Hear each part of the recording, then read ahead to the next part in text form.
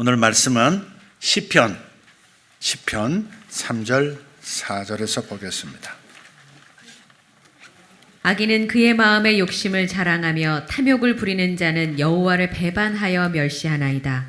악인은 그의 교만한 얼굴로 말하기를 여호와께서 이를 감찰하지 아니하신다 하며 그의 모든 사상에 하나님이 없다 하나이다. 아멘.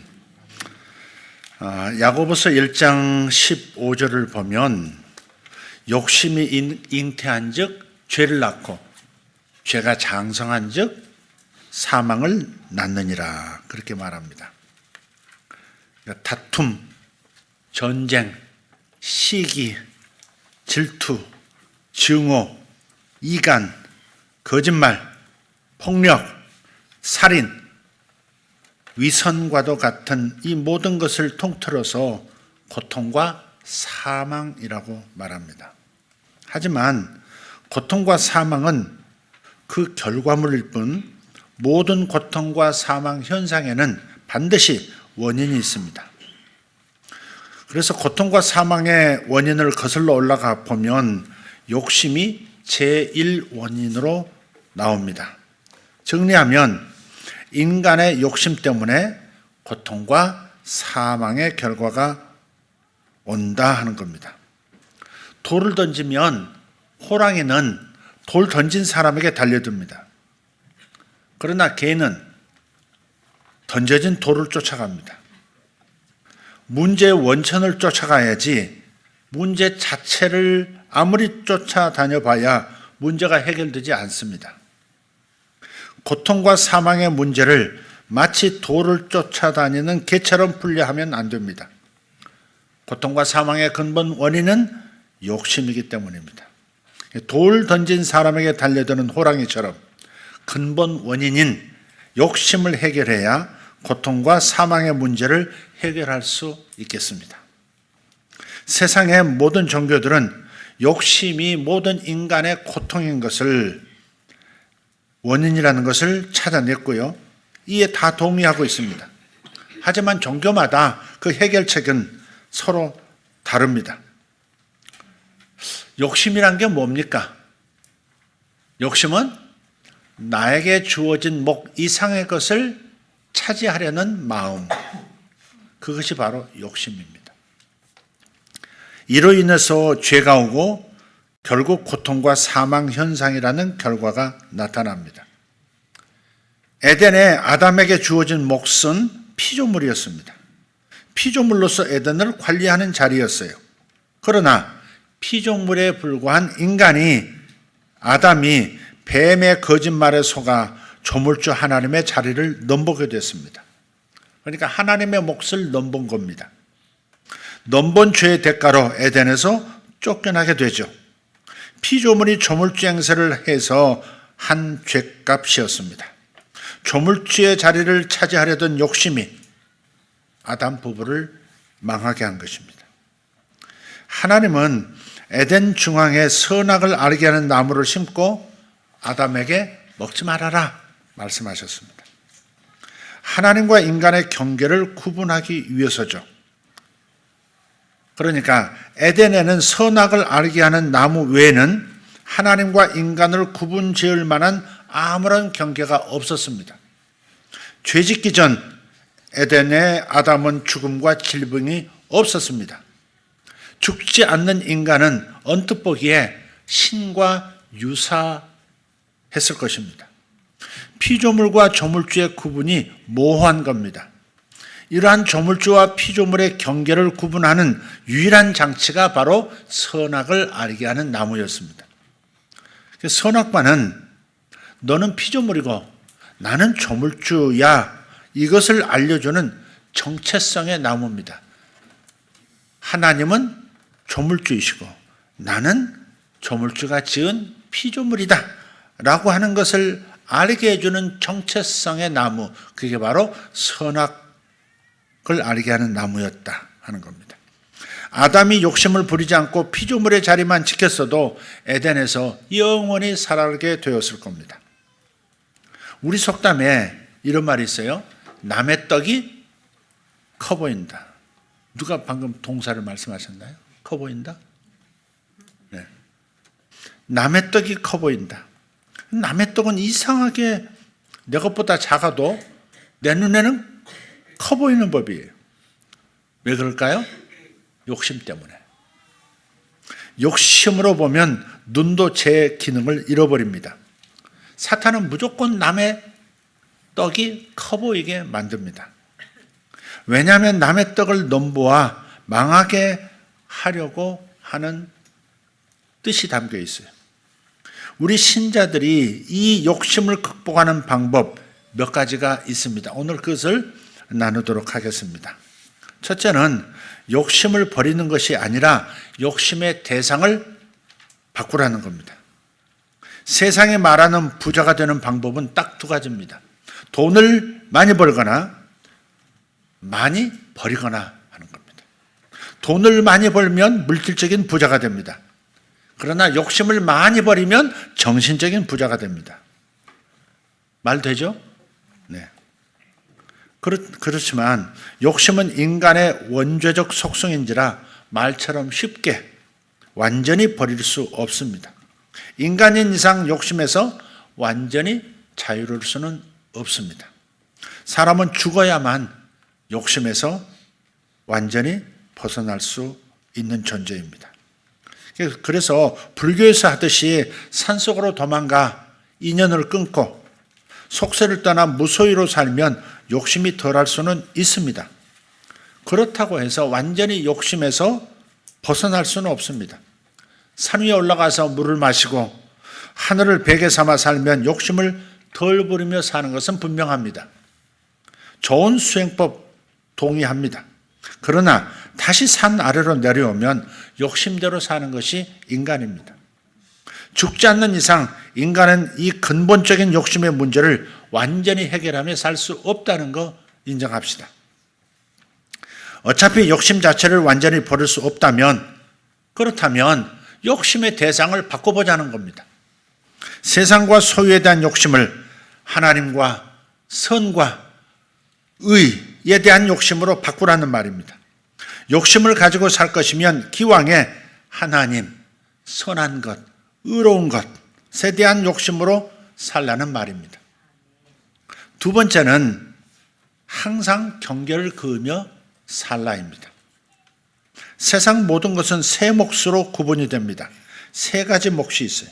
첫째, 하나님 몫. 두 번째, 남의 몫. 세 번째, 내 몫입니다. 이 세 몫의 경계를 명확히 하면 할수록 욕심이 통제가 됩니다. 남의 몫의 경계를 넘어서면 내가 죽는다는 각오로 사는 겁니다. 실제로 이 경계를 넘어서 죽은 사람이 아나니아 삽비라 부부입니다. 아담도 그랬고 아간도 그랬습니다. 몫의 경계를 말해주는 것이 선악과입니다. 선악과는 하나님의 몫은 창조자이고 내 몫은 피조물이다라는 경계를 그어 말해주었습니다. 선악과를 보며 살면 목 구분을 정확히 하며 살 수 있는 이유가 여기에 있는 것입니다. 어느 것이 하나님의 것인지 어느 것이 내 것인지 선악과가 말해주기 때문입니다. 선악과는 또한 하나님이 나의 주인이심을 말해줍니다. 종은 주인을 만나야만 자신의 신분을 알 수 있어요. 선악과를 보면 종의 주인 앞에서는 효과와 똑같습니다.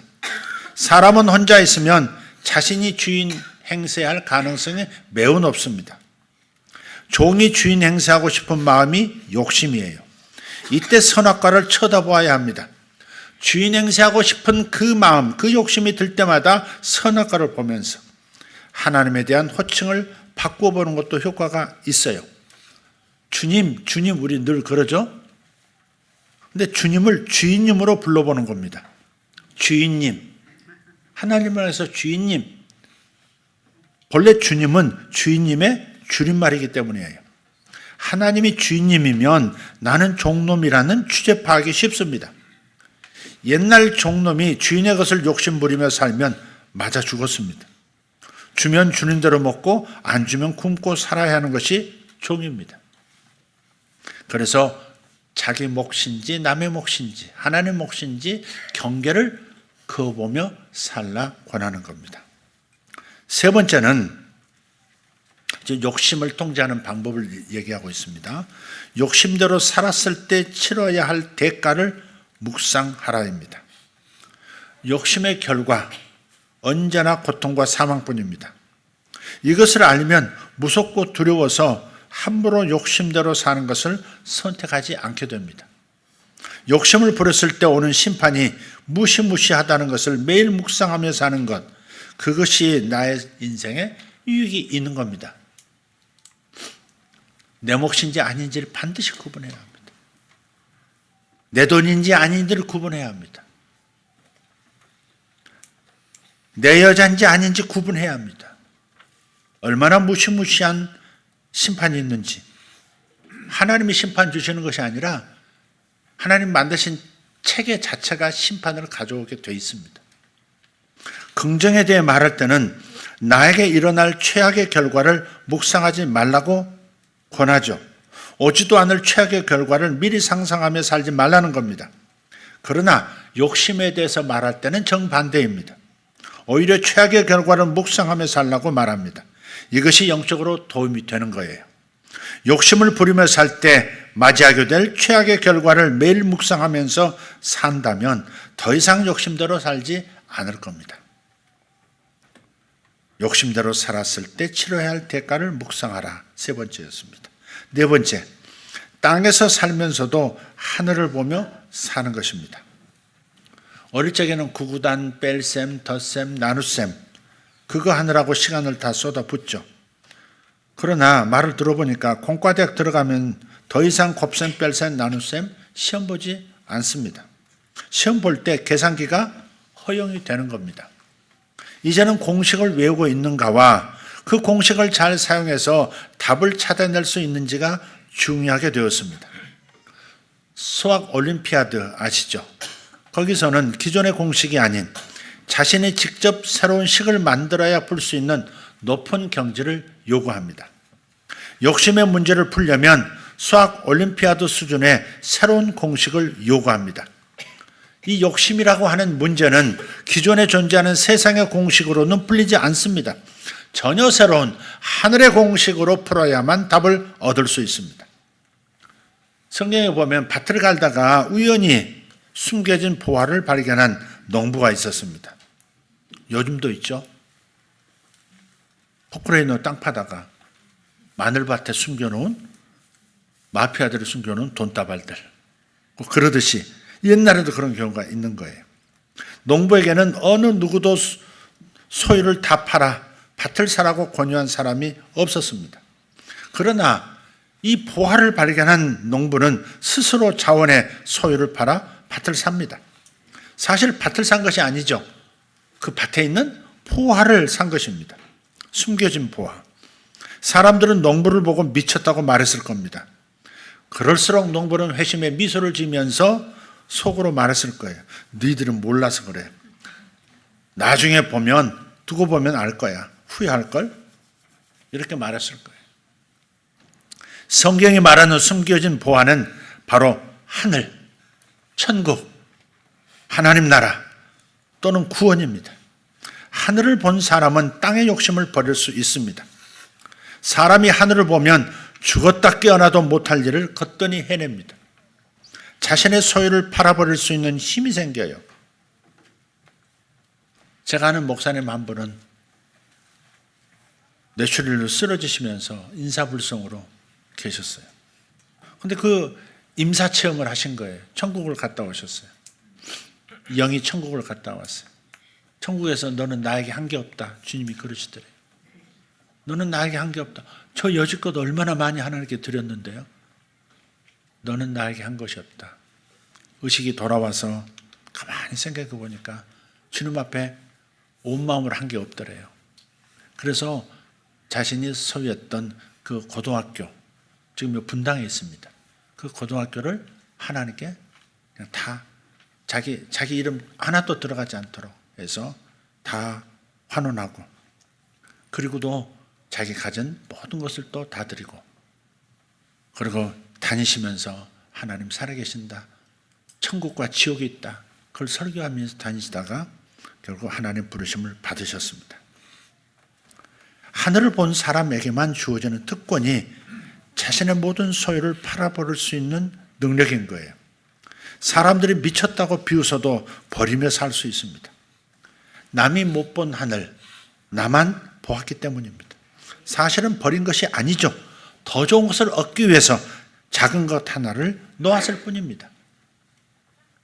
자, 그래서 땅에 살면서도 하늘을 보면서 살라 하는 겁니다.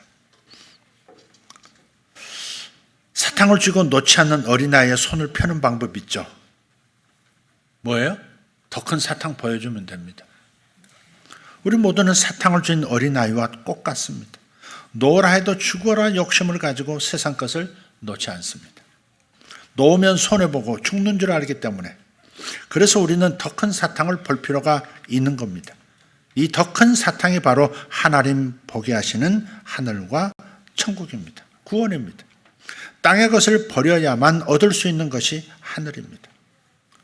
자녀를 먼저 하나님 품으로 보내신 어떤 분이 이런 말씀을 하시는 겁니다. 목사님, 자식을 잃어보니까 세상에 귀한 것이 하나도 없네요. 그분은 예전에 세상에 귀한 것이 많은 분이었습니다. 야망과 욕심이 크셨어요. 절대로 이런 말을 쉽게 하실 분이 아니었습니다. 그러나 자녀의 죽음을 통해서 그분은 하늘을 보게 된 것입니다. 하늘을 보는 순간 땅의 모든 것이 작아 보이고 시시해졌어요. 자녀가 어머니에게 하늘을 선물로 남겨주고 떠난 것입니다. 자식은 떠났지만 하늘이 남았습니다. 죽음을 보면 세상에 더 이상 귀한 것이 없게 됩니다. 소유에 대한 욕심 정도는 얼마든지 팔아버리며 살 수 있습니다. 죽음을 보는 순간 하늘이 귀하게 보이는 것을 기억하시기를 바랍니다. 5번째입니다. 11조와 헌금을 드려라. 이 말을 하려고 여지껏 설교했구나. 그렇게 생각하실지 모르겠습니다. 목사님 또 11조 얘기하시네. 11조와 헌금을 드려라. 건강하고 오래 사는 그런 동물일수록 식사 때 위장의 70%만 넣는다고 합니다. 과식하는 것 사람뿐입니다. 현대 인간은 굶어 죽은 숫자보다 너무 먹어 비만에 합병적으로 준 숫자가 더 많습니다. 상위 10% 사람들이 버리는 음식 쓰레기만 모아도 전 세계 굶주리는 사람 대부분을 먹일 수 있다는 이야기도 들은 적이 있습니다. 다이어트는 동물 세계에 없는 인간 세계에만 존재하는 단어입니다. 전적으로 인간이 가진 욕심 때문에 생긴 겁니다. 욕심을 버리기 위해서 영적으로 소식을 하는 방법이 있습니다. 그게 뭐냐? 11조와 헌금을 하나님께 드리는 겁니다. 첫째는 이 11조 헌금의 대전제가 2가지가 있는데요. 첫째는 하나님은 돈이 필요 없으신 분이라는 점이에요. 하나님에게 필요한 것은 단지 마음, 그 마음이 필요할 뿐입니다. 이런 측면에서 돈에 대한 욕심이 없는 사람은 사실 11조를 바치지 않아도 됩니다. 그러나 세상에 돈에 욕심 없는 사람은 없습니다.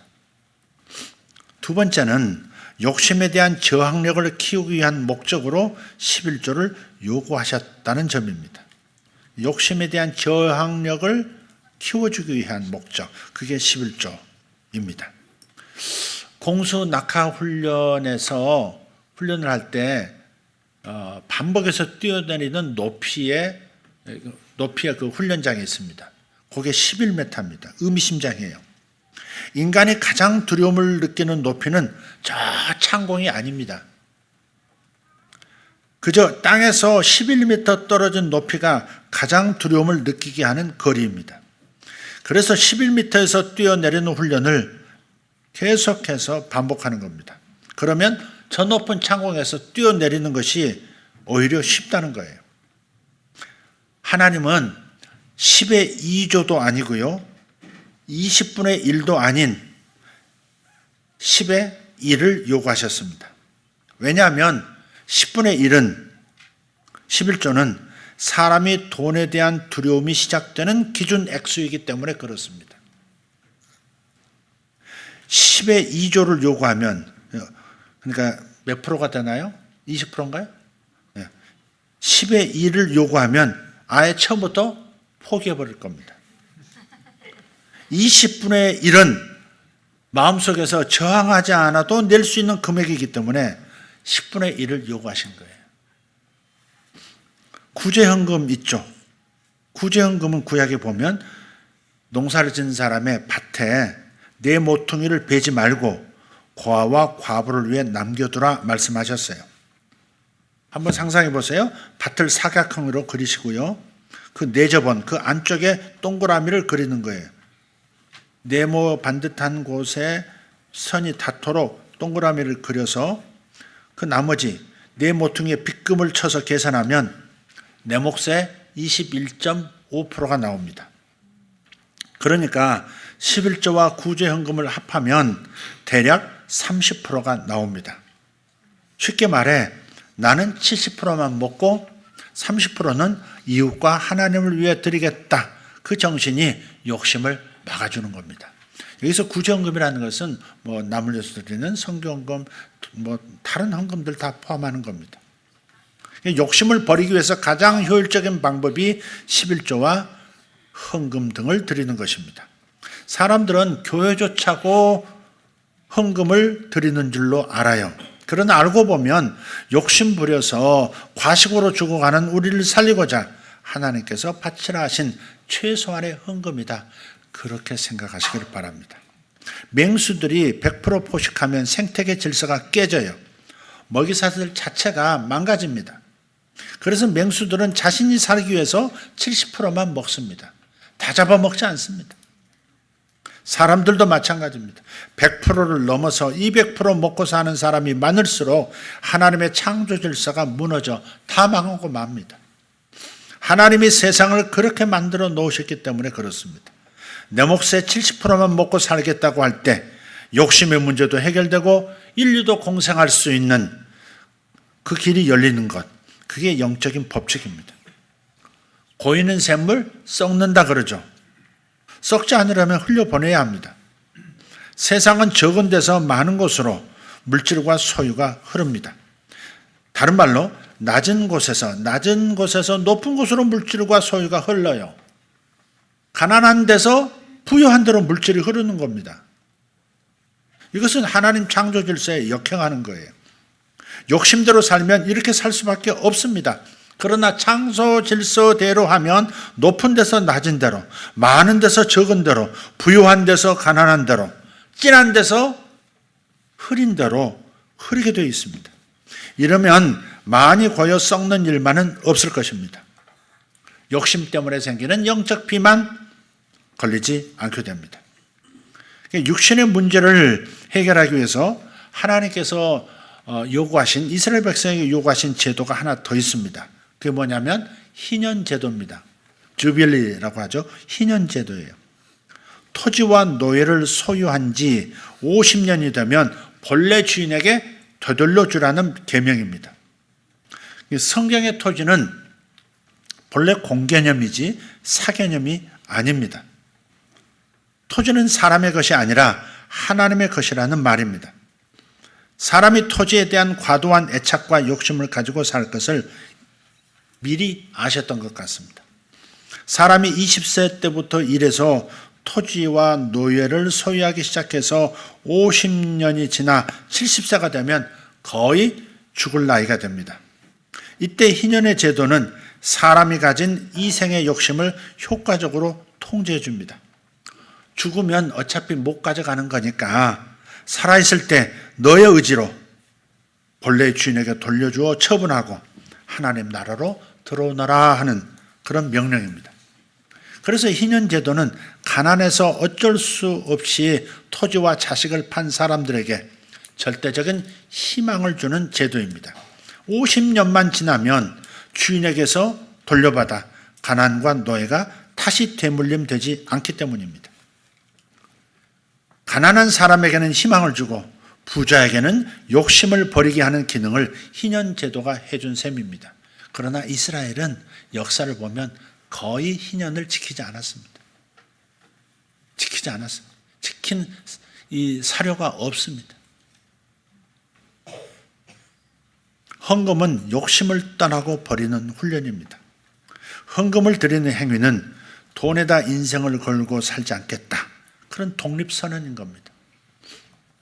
나는 돈 믿고 사는 사람이 아니라 하나님 믿고 사는 사람이야 라는 저항입니다. 나이를 먹는 것은 세상과 돈이 아니라 하나님이시라는 고백입니다. 나를 먹이는 것, 나이를 먹이는 게 아니라 나를 먹이는 것은 돈이 아니라 하나님이시다.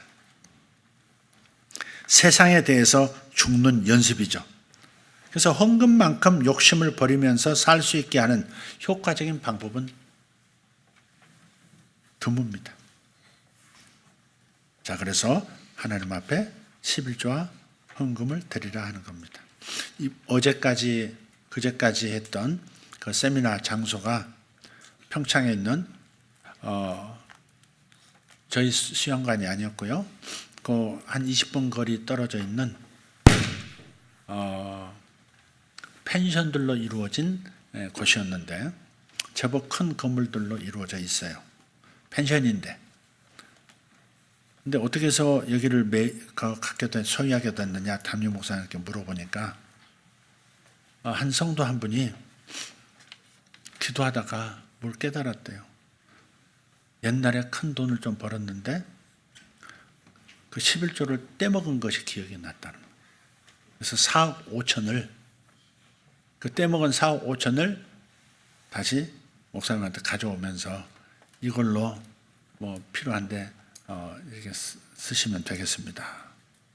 그래서 그 4억 5천 가지고 마침 보니까 그쪽에 펜션이 경매가 나와가지고 그걸 사가지고 청년들을 훈련시키는 장소로 삼고 있더라고요. 그러니까 헌금만큼 욕심 버리면서 살 수 있게 해주는 좋은 방법이 없어요. 마지막입니다. 성령님께 욕심의 문제를 맡기라입니다. 여러 가지 노력을 해보지만 최종적인 것은 결국 저 모세혈관까지 더듬어 치료해 주시는 것은 역시 성령님이시죠.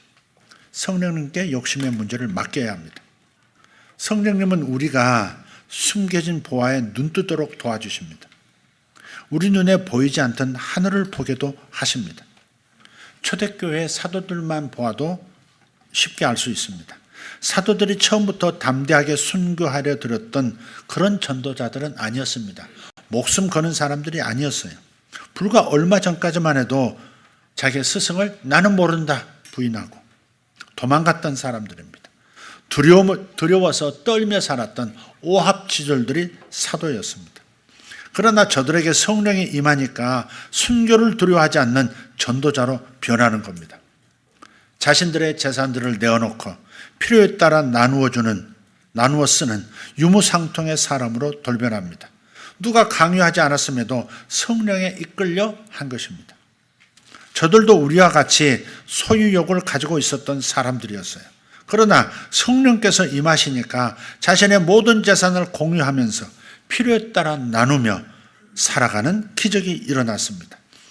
이렇게 성령이 임하면 서로 사랑하게 되고 사랑하면 나누어 쓰는 것이 가능하게 되는 겁니다. 성령 안에서 우리가 한 형제요 자매가 되었기 때문입니다. 성령이 임해서 사랑의 공동체성이 회복되면 천국이 되는 이유가 여기에 있습니다. 성령은요 모든 사람을 부자 관계로 아버지와 아들 관계로 만들어 놓습니다. 서로의 것을 나눌 수 있는 전혀 다른 세상으로 만들어 놓습니다. 공산주의자들이 이런 세상을 욕심내었지만 실패했습니다. 왜? 억지로 했기 때문에. 저들은 자발적으로 나누게 하신 성령이 따로 계셨다는 것을 몰랐던 겁니다. 사람의 힘으로 그런 유토피아를 만들 수 있다고 착각한 것이죠. 세상 사람들은 공정한 분배와 선택을 통해서 욕심의 문제를 해결할 수 있다고 말합니다. 이스라엘의 그 탈무드에 보면 하나의 빵을 두 사람에게 공정하면서도 불평 없이 나누어주는 방법에 대해서 이렇게 말합니다. 한 사람에게는 빵을 쪼개도록 나누도록 하고 다른 한 사람은 먼저 선택하게 하면 된다는 거예요. 그려지시죠? 선택과 분배를 분리하면 분쟁이 없어진다는 말이에요. 그러나 분비하는 사람의 마음을 들여다보면 예전과 하나도 달라진 것이 없습니다. 분비하는 사람은 다른 사람에게 더 큰 빵이 갈까 봐 똑같은 크기로 자리를 할 것이 분명합니다. 선택하는 사람은 어떻게 하면 자신이 더 큰 빵을 차지할까 눈을 부릅뜨고 더 큰 빵을 찾으려 할 것이 뻔합니다. 그게 인간의 욕심입니다. 표면적으로는 분쟁이 없어 보이는 분배와 선택 같습니다. 그러나 내면을 들여다보면 언젠가는 터질 욕심을 묻어둔 미봉책에 불과합니다. 그래서 이 문제를 신앙적으로 완전하게 해결하는 방법이 하나 있습니다. 먼저 분배하는 사람이 아버지고 나중에 선택하는 사람이 아들이라고 한번 해봅시다. 이러면 상황이 전혀 달라집니다. 아버지는 사랑하는 내 아들이 더 큰 빵을 가져가도록 하나는 작게 하나는 더 크게 잘라서 분배할 겁니다. 그런데 아들은 사랑하는 아버지가 더 큰 빵을 드셨으면 하는 그 효도하는 마음으로 작은 빵을 선택할 겁니다. 여기서 중요한 것은 분배와 선택의 분리가 아닙니다. 사랑의 여부입니다. 성경은 욕심의 문제를 분배와 선택의 문제로 풀지 말라 하십니다. 풀려 해도 영원히 풀리지 않기 때문에 그렇게 풀면 안 되는 겁니다. 사랑하는 관계로 풀라 명령하세요. 사실 이것은 힘으로도 능으로도 안 됩니다. 그러나 성령이 사람들을 영적인 아버지와 아들 관계로 맺어주시면 가능해집니다. 초대교회는 성령의 도우심으로 사랑의 관계를 통해서 서로의 물건을 이렇게 불평 없이 나누며 살았습니다. 초대교회가 유무상통했을 때 사람들이 필요 이상으로 가져가서 물질이 부족했던 일은 절대 없었습니다. 그랬다면 후회하면서 유무상통이 바로 중단되었을 것이 뻔합니다. 사람이 필요하다 한 만큼만 소유한다면 세상 모든 사람은 더 이상 먹고 살기에 모자라지는 않을 겁니다. 오늘 주제는 욕심을 어떻게 극복할 것인가, 어떻게 통제할 것인가에 대한 얘기를 나눴습니다. 욕심을 극복하는 6가지 다시 한번 살펴보겠습니다. 첫째, 욕심을 버리는 것이 아니라 욕심의 대상을 바꾸라. 우리 같이 읽어볼까요? 욕심을 버리는 것이 아니라 욕심의 대상을 바꾸라. 두 번째, 항상 경계를 그으며 살라. 세 번째, 욕심대로 살았을 때 치러야 할 대가를 묵상하라. 네 번째, 땅에서 살면서도 하늘을 보며 사는 것이다. 다섯 번째, 11조와 헌금을 드려라. 여섯 번째, 성령님께 욕심의 문제를 맡겨라. 은혜가 되셨습니까? 답은 되었다입니다. 은혜가 되셨습니까? 예, 감사합니다. 기도하겠습니다. 오늘 누구나 붙들려 살고 그래서 사망과 고통을 불러들이는 인생의 최악의 문제, 최대적 욕심과의 한판 승부라는 제목으로 말씀을 나눴습니다. 사람에게 욕심이 잉태되면 반드시 죄를 출산하게 되고 출산한 죄가 장성하면 내 인생에 고통과 사망을 가져온다는 사실을 다시 한번 기억하면서 우리가 성령 충만 하면서도 욕심의 문제를 다루지 못하면 허사가 되는 것임을 다시 한번 깨닫습니다. 성령 하나님, 오늘 들려진 이 모든 항목들이 어떤 분에게는 1번이, 어떤 분에게는 6번이, 어떤 분에게는 3번이 가슴에 닿았을 수 있겠습니다. 하나님, 주님께서 내게 주신 말씀으로 알고 욕심과의 이 한판 승부에서 승리하는 자로 하나님 앞에 드러나기를 원합니다. 아버지 하나님, 우리를 풍성케 하시는 삶을 살지만 우리가 우리만을 위해서 살도록 부름받은 사람들이 아니라는 것을 다시 한번 기억하면서 내 몫과 남의 몫으로 구분하여 사용할 수 있는 사랑의 사람들, 선한 사람들, 의로운 사람들의 모습으로 우리를 성장시켜 주시옵소서. 감사합니다. 욕심과의 한판 승부에서 모두 승리하게 되기를 소원합니다. 승리하게 될지어다. 예수님의 이름으로 기도합니다. 아멘.